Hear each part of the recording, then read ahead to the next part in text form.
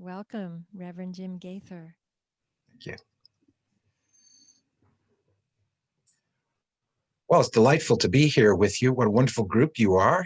And it's a special blessing for me today to have the opportunity to hear and to feel the beautiful musical soul of Reverend Kathy. As she mentioned, we had a class recently together, and I've been looking forward to hearing her music. I always feel so grateful for people in the world who have that music in their soul and sing it out, and then I just have the opportunity to listen. But I'm not going to sing to you today. One of the things that I think we're all aware of, that is, there have been periods of darkness in human history. Some people say we're going through a period of darkness right now. There have been periods of darkness in human history, and yet each of these periods has given way to a greater light, to a higher consciousness. There have been foolish and destructive wars, yet each has given way to periods of peace and change. The alteration of darkness and light is a manifestation of the fundamental polarity of creation, the polarity of nature that makes the forms that we see. Day and night, the long hot days of summer, the long cold nights of winter. As we enter winter, we have hope, for we know as sure as day follows night, spring brings new life and warmth and increased light. Of course, I realize as I say this that I live in the Midwest, and we experience the cold that you may not where you are. But the point is we have these alternating periods and experiences in our lives. Each challenge brings forth new strengths. Each error brings forth new understanding. I do not associate darkness with evil, as is often done. Instead, I associate darkness with repose and renewal. The greatest mystics have associated the mystical experience with an experience of a divine darkness that gives birth to divine light. They associate it with a silence of peace and a stillness from which emerges the creative energy of the divine word. It is not a random happenstance that Christianity and other religions celebrate seasons of divine light in the cold and dark days of winter. The celebrations of light in the midst of darkness are somewhat unconscious symbolizations of the archetypal idea of the birth of a higher consciousness in humanity. And so these seasons of light that are experienced and celebrated are often also associated with the archetypal idea of the divine child. This is, as Jung expressed it, an idea or a story in the collective unconsciousness. It is the idea of a divine potential within every one of us that can be born into our experience and our expression. This idea is so powerful that it is mythologically associated with every founder of every religion, the divine birth stories. The idea can emerge as a notion that there is something somewhat special about one's birth date. That, after all, that idea, that notion is behind astrology and astrological signs. One of my favorite writers, Mark Twain, his real name is Samuel Clemens, had a belief about his own specialness at the time of his birth because he found out that when he was born, the Halley's Comet was appearing in the sky.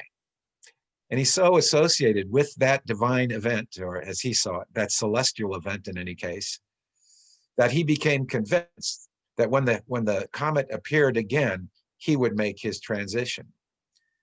And sure enough, when the comet appeared again, he passed on because he had that strong association. And I think that association also inspired him with confidence and a sense of his own specialness. Well, this divine child archetype also gives us a hope of soul growth, a hope of spiritual transformation. It is the powerful idea in the collective unconscious that makes us celebrate Christmas, that makes the celebration of Christmas practically irrepressible and personal, including strong feelings connected to childhood and strong feelings connected to miraculous possibilities of the season. So we have many Christmas stories of wonders in people's lives. And often these are stories that have an important feature involving the night, the divine darkness. There's the story of the star followed by the Magi. There's a story of shepherds watching their flocks at night. This is associated with that birth of the divine child. Because in mystical terms, the divine darkness of God's transcendent nature gives birth to or emanates the immanent nature of God as an illuminating divine light.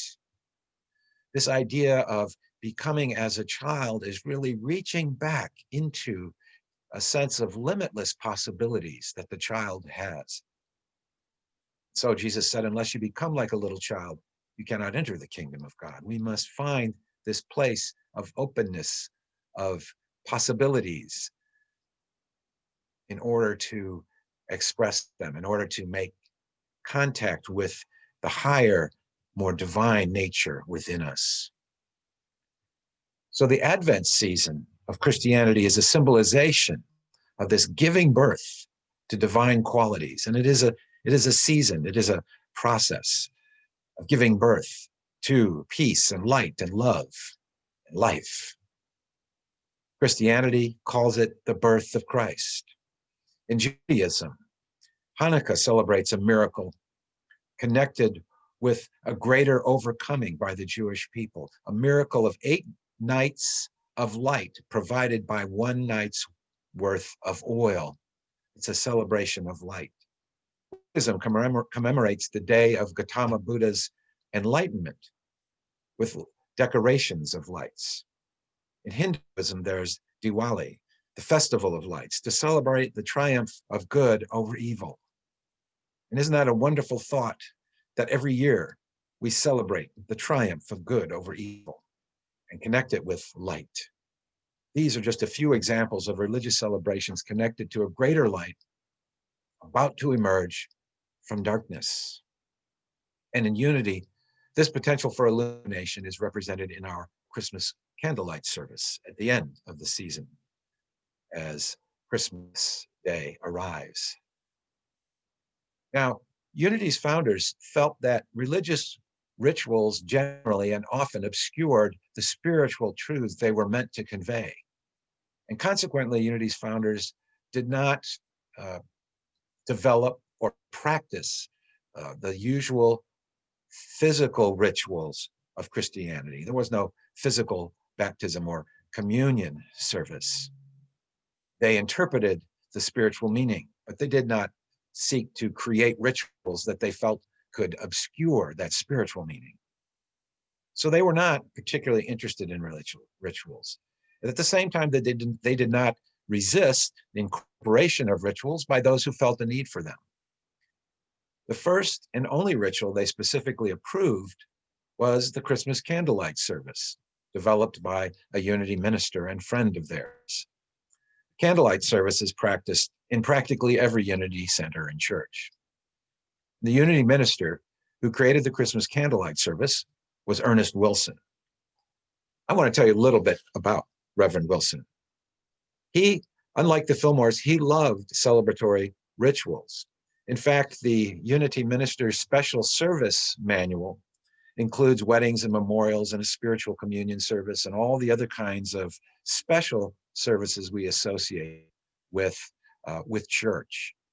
Reverend Wilson loved those sorts of things, and he actually wrote most of those services that we find in those of us who are ministers find in our manual.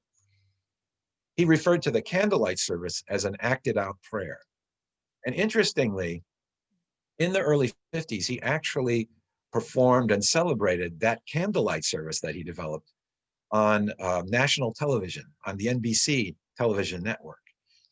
He was part of a local television program, and he appeared on frequently to give a little spiritual message. One of the people who was on that program who also made her television debut there was Betty White, who is still with us. You probably all know Betty White. Ernest wrote a number of popular unity books that focused especially on the life and the teachings of Jesus. There was, I just noticed this morning, I looked up on my bookshelf that's just behind my computer here on my desk. And I have so many books that I forget what's there a lot of times. And I just happened to look up and there was a book by Ernest Wilson called Like a Miracle, which is sort of funny that I didn't notice it till just before this service.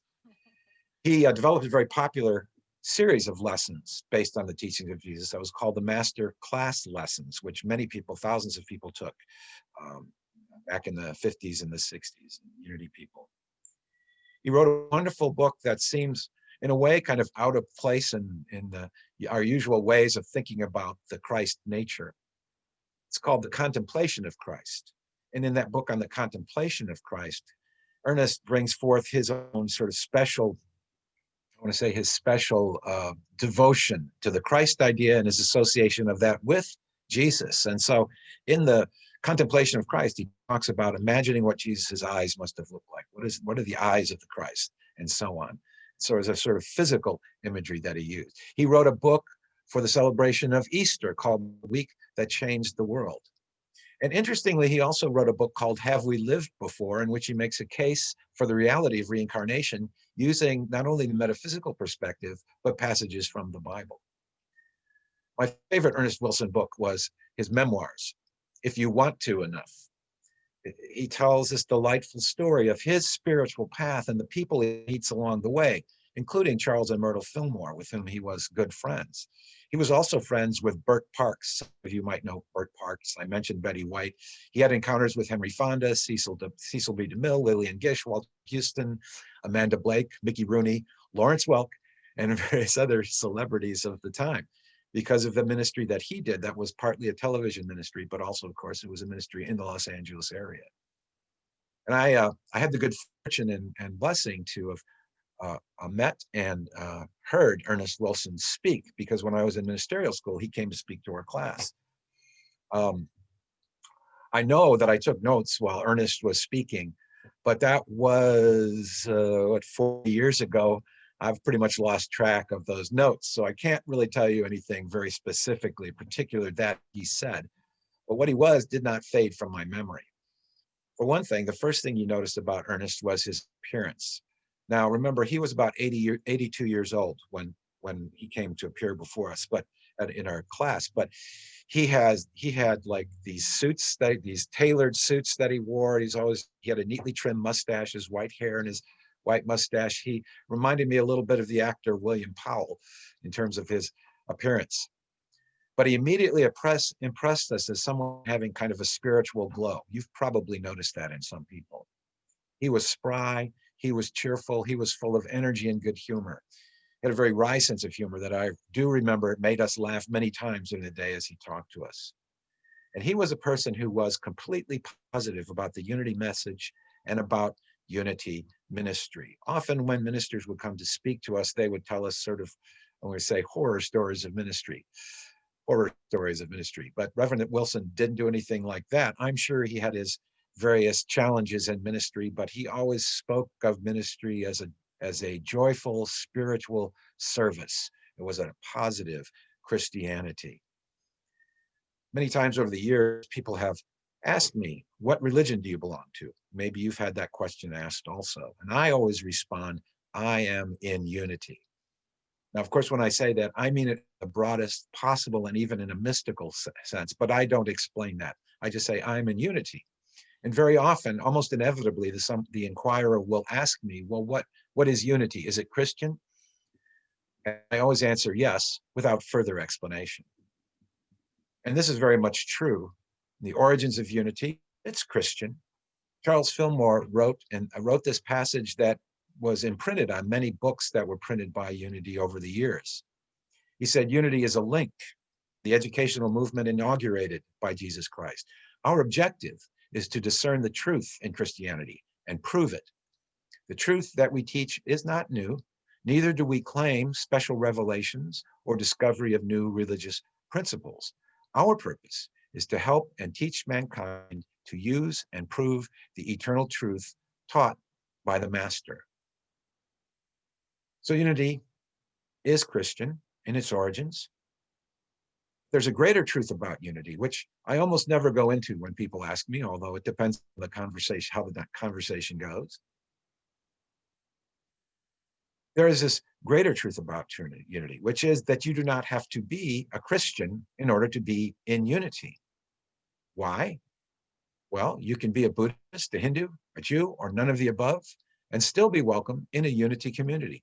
Still study and use unity ideas. Why is unity open to people of differing beliefs? Because we believe that there is truth at the primal core of all religions and a spirit of God at the primal core of every person and of all existence. You can be in unity regardless of what you believe about Jesus. And we feel that this inclusiveness is in the spirit of Jesus. He taught and blessed anyone who had ears to hear. He taught every type of Jew, every type of Gentile, and every walk of life. Jesus blessed, Jesus taught, Jesus included them in his spiritual family. The greater truth is that all things in the universe are interconnected in some way. There is a divine unity of the universe pervaded by infinite mind. In this way, we are all in unity, whether or not we realize it. So unity, in a sense, is the largest religion on the planet. We are all in unity, whether or not we realize it. But to realize it is illuminating, energizing, harmonizing, and liberating. A Methodist minister who's a contemporary of the Fillmores coined the expression, better to light a candle than curse the darkness. Better to light a candle than curse the darkness. This idea synchronizes beautifully with the unity perspective. No matter how dark things may seem, we know the light is still there. We let our light shine in the midst of the darkness. We light Christmas candles to acknowledge the presence of the Christ consciousness in the midst of us, everywhere and at all times. We light candles for the 12 disciples because they symbolize attributes of the Christ consciousness, which is being given birth within us every day.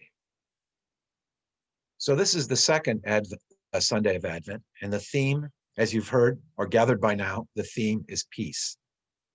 Peace is an effect of enlightenment, an effect of Christ consciousness, an effect of applying the truths.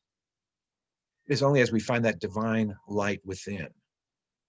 It can be called Christ consciousness or Buddha mind or Atman or other names. It is only as we find this light that we can have true inner peace.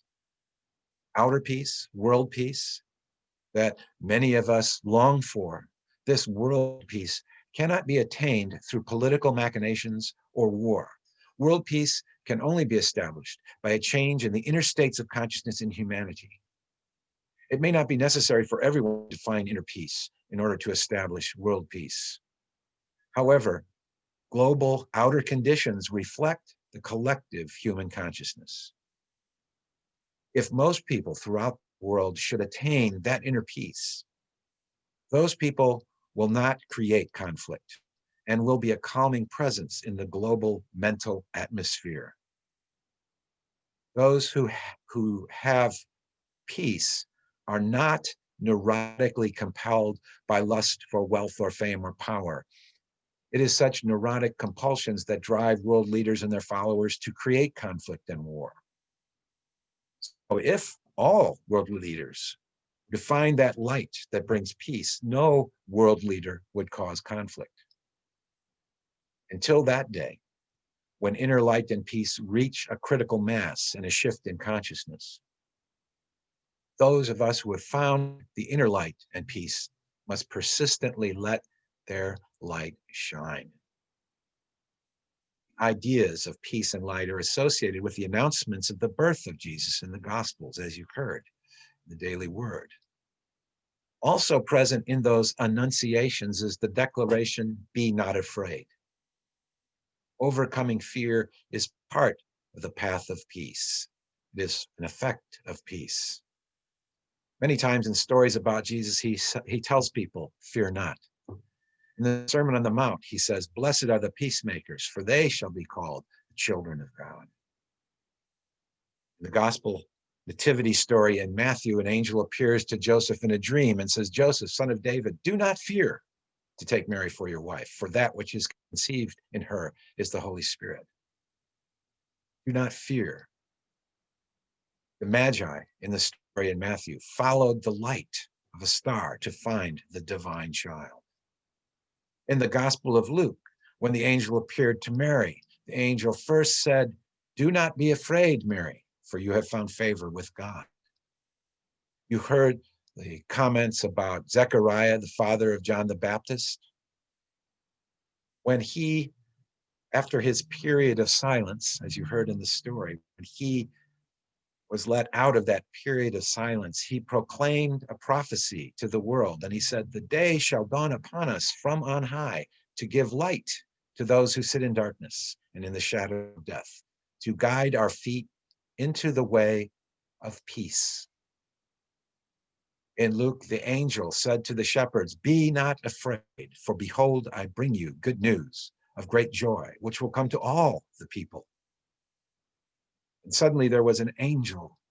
There with the angel was a multitude of the heavenly host saying, glory to God in the highest, and on earth peace, goodwill among men. So how do we find this peace? How do we let go of fear? The fundamental principle or law is to direct your attention to the divine potential within you, the higher self, the omnipresence of God, the good, the Christ consciousness. Direct your attention inward to that potential to find the light and to find the peace.